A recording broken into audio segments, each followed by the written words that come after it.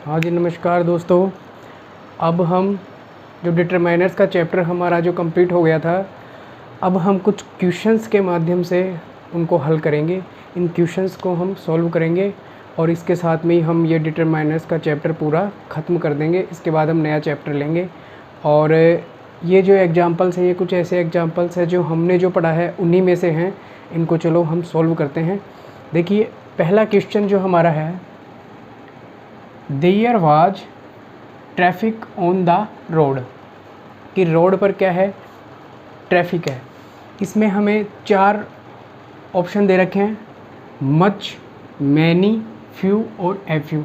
ये चारों चीज़ें ही हमारे द्वारा हमने पढ़ रखी है। तो मच का प्रयोग मैंने बताया था कि अगर मात्रा में कोई चीज़ अधिक होती है, व्यक्ति, वस्तु, कुछ भी हो, यदि मात्रा में। लेकिन इसमें देखिए, मच का प्रयोग मैंने आपको बताया था कि हमारी जो अनकाउंटेबल नाउन होती है उनके साथ में हम मच का प्रयोग करते हैं। यहाँ पर देखिए, ट्रैफिक के साथ में हम प्रयोग करेंगे किसका, मच का। There was much traffic on the road, कि रोड पर जो ट्रैफिक है वो बहुत ज़्यादा है। ठीक है, मात्रा में अधिक के लिए, और मात्रा हमेशा अनकाउंटेबल में गिनी जाती है। इसके बाद, it is one and same for me. देखिए, अगर किसी वाक्य में सेम का प्रयोग होता है, वन, अब ये पूरा वन एंड द, सेम के साथ में हम प्रयोग करते हैं हमेशा द का, तो ये जो बन जाएगा, it is one and the same for me. अगर किसी वाक्य में सेम आता है तो आपको उसके साथ में फिक्स जो डिटरमाइनर्स के रूप में आर्टिकल्स जो हमारा है, किसका प्रयोग होगा, द का प्रयोग होगा। उसके बाद में, दे मेड हिम किंग। अब देखिए, यहाँ पर जो आ रहा है मेड, जो मेड है यहाँ पर, ये कहलाता है कॉम्प्लीमेंट, जिसे हम कहते हैं पूरक। और जो कॉम्प्लीमेंट है वो 2 प्रकार के होते हैं, सब्जेक्ट कॉम्प्लीमेंट और object complement. Elect, select, nominate, make, appoint, ये सब कहलाते हैं हमारे ऑब्जेक्ट कॉम्प्लीमेंट। और जिस भी वाक्य में ऑब्जेक्ट कॉम्प्लीमेंट आए, उस वाक्य में हमें किसी प्रकार का कोई भी आर्टिकल का प्रयोग नहीं करना है। यहाँ पर जो मेड है, दे मेड हिम किंग, तो मेड आ रहा है, ठीक है, और हिम किंग, उन्होंने क्या बनाया, राजा, उसे राजा बनाया। तो इस प्रकार से ये ऑब्जेक्ट कॉम्प्लीमेंट है, और ऑब्जेक्ट कॉम्प्लीमेंट के साथ में किसी प्रकार का कोई भी आर्टिकल नहीं आएगा, तो यहाँ पर ये क्रॉस, उसका मतलब है नो आर्टिकल का प्रयोग करेंगे। इसके बाद देखिए, गंगा इज सैक्रेड रिवर। देखिए, गंगा एक नदी का नाम है। तो मैंने आपको बताया था कि नदियों के नाम से पहले हम दा का प्रयोग करते हैं। और यहाँ पर क्या है, रिवर, जो क्या है, नदी, तो ये जो नदी है वो क्या है, नाउन हो गई, ठीक है। और नाउन से पहले हम आर्टिकल का प्रयोग करते हैं। सैक्रेड, पवित्र, एडजेक्टिव, विशेषण बता रहा है, इस नदी की विशेषता बता रहा है। तो इस प्रकार से गंगा से पहले हम प्रयोग करेंगे दा का। और सैक्रेड रिवर, एक नदी है के लिए ए का प्रयोग हो जाएगा, क्योंकि इससे आगे की जो ध्वनि है, वो जो साउंड आ रहा है वो से का साउंड आ रहा है, और से का साउंड जो हमारा कॉन्सोनेंट व्यंजन होने के कारण हम यहाँ पर ए का प्रयोग कर देंगे। तो हमारा उत्तर हो जाएगा द और ए। इसके बाद, his father was going to school.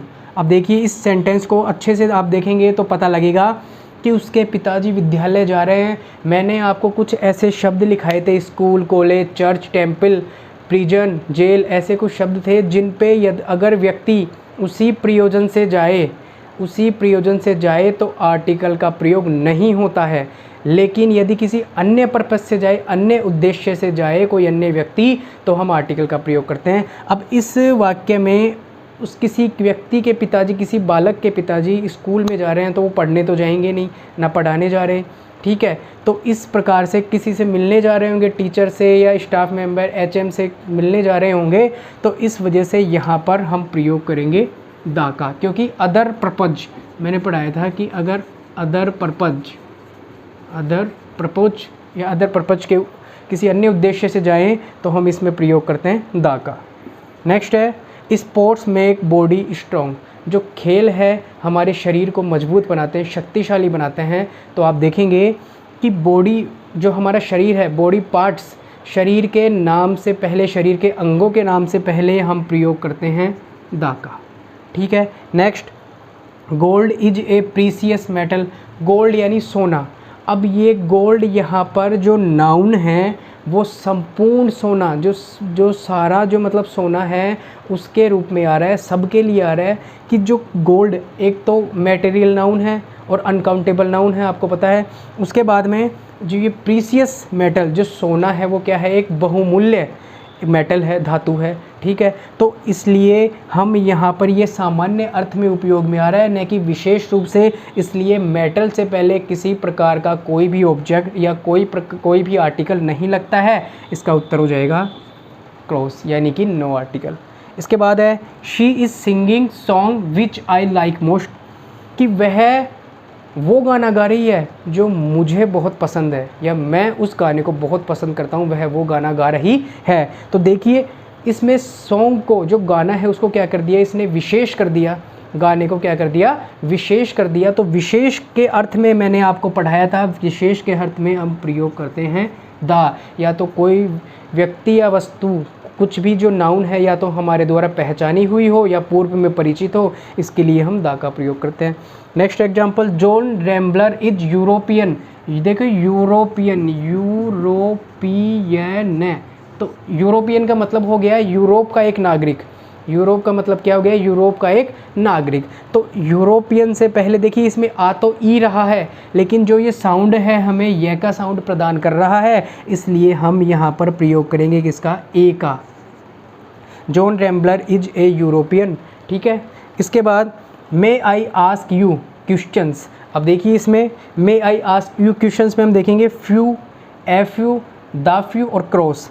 Few का अर्थ मैंने आपको बताया था कि संख्यात्मक रूप से कोई संख्या क्या होना, बिल्कुल ही कम होना, नगण्य होना। एफ यू यानी कि कुछ, पॉजिटिव का भाव। द फ्यू जो है वो सब कुछ। इसमें हमें कहा जा रहा है may I ask you a few question, मैं आपसे कुछ क्वेश्चन, पॉजिटिव वे में कहा जा रहा है कि मैं आपसे कुछ प्रश्न पूछ सकता हूँ। इसके लिए हम प्रयोग करेंगे किसका, एफ यू का। इसमें आ जाएगा ए फ्यू। नेक्स्ट है there was barely water in the jug. देखो बेयरली, स्कार्सली, ये ऐसे शब्द होते हैं जो नेगेटिव अर्थ को प्रकट करते हैं, नकारात्मक भाव को प्रकट करते हैं। और इसमें वाक्य में कह रहा है there was barely water in the jug, कि जग में मुश्किल से ही कुछ पानी था, जग में मुश्किल से ही कुछ पानी, यानी कि ना के बराबर पानी था। तो ना के बराबर के लिए हमने पढ़ा है little, the little, a little.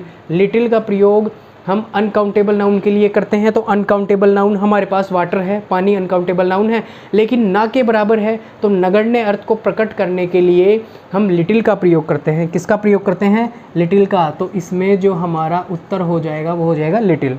Man is mortar. देखिए मैन इज मोर्टल, मनुष्य क्या है, नश्वर है। मनुष्य क्या है, नश्वर है, नाशवान है। तो संपूर्ण मनुष्य वर्ग के लिए, जो जितने भी मनुष्य वर्ग, उस पूरे मनुष्य वर्ग के लिए ये भाव यहाँ पर आया है। जो जितने भी मनुष्य हैं उन सब के लिए आया है कि मनुष्य क्या है, नश्वर है। तो इस प्रकार से कलेक्टिव नाउन के रूप में यहाँ पर ये प्रयोग में आ रहा है। और कलेक्टिव नाउन के रूप में जब भी आता है हम किसका प्रयोग करते हैं, नो आर्टिकल। इसमें किसी प्रकार का कोई भी आर्टिकल नहीं आएगा। इसके बाद है question I am sorry I have friends. देखिए I am sorry I have friends, अब मुझे खेद है कि मेरे फ्यू यानी बहुत कम या ना के बराबर मेरे क्या है, मित्र है। एफ यू यानी पॉजिटिव, इसमें आएगा फ्यू। ऐसे आपको अगर एग्जाम्पल दिया हुआ मिल जाए तो इस प्रकार के एग्जाम्पल में आपको प्रयोग करना है किसका, फ्यू का। Next example, have you difficulty in this question. देखिए इस प्रश्न का उत्तर है, क्या आपको इस प्रश्न में किसी भी प्रकार की या कोई भी प्रकार की कठिनाई है। तो देखिए द, मच, एनी और सम।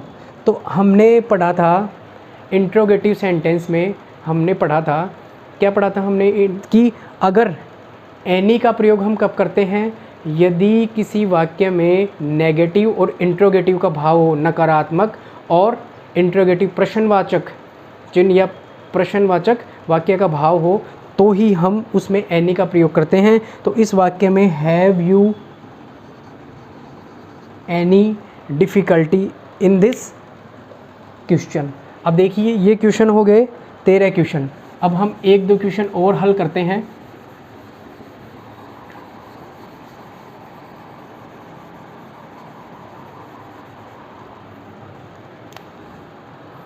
Question number 14।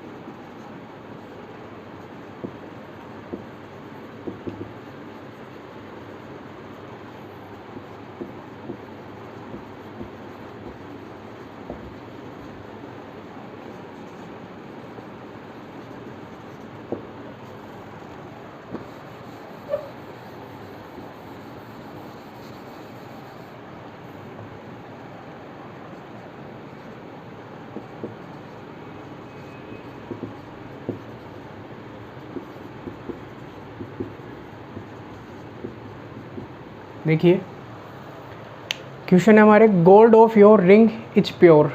इसमें कह रहा है कि आपकी अंगूठी का जो सोना है वो क्या है, प्योर है। तो इस प्रकार के वाक्य में हमने गोल्ड को विशेष बना दिया। क्यों बना दिया?